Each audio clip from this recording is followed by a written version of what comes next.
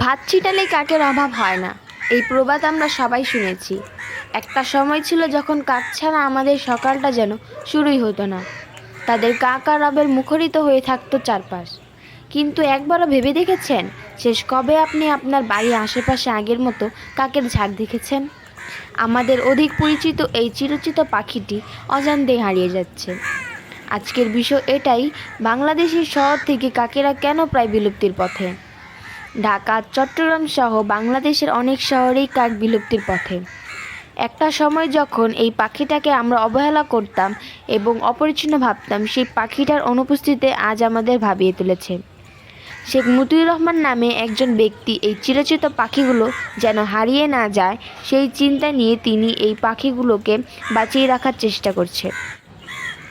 শুধু কাক নয়, এখানে নানান প্রজাতির প্রাণী রয়েছে।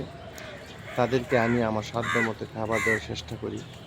তো এখানে অনেক কাক রয়েছে, কাকগুলো এসে খাবার খায়। তো এটা দেখে আমার কাছে খুব ভালো লাগে। কাকের সাথে আমাদের ছোটোবেলা থেকেই একটি খুব গভীর সম্পর্ক রয়েছে। কাক ছিল আমাদের দুষ্ট বন্ধুর মতো, কারণ আমরা যখন খাবারগুলো হাতে নিয়ে বাহির হতাম তখন কাক আমাদের খাবার হাত থেকে ছিনিয়ে নিয়ে যেত। আবার যখন গোসল করতাম তখন আমাদের গোসল করার সাবানগুলো নিয়ে লুকিয়ে রাখতো। তো খুবই বিরক্তকর একটি এই পাখি ছিল কাক। তো যদিও বিরক্তকর লাগতো, তারপরও ভালো লাগতো। ভোরবেলা তাদের ডাক শুনে আমাদের ঘুম ভাঙতো। কিন্তু ইদানিং কেন জানি আমাদের কাক আস্তে আস্তে বিলুপ্তির পথে।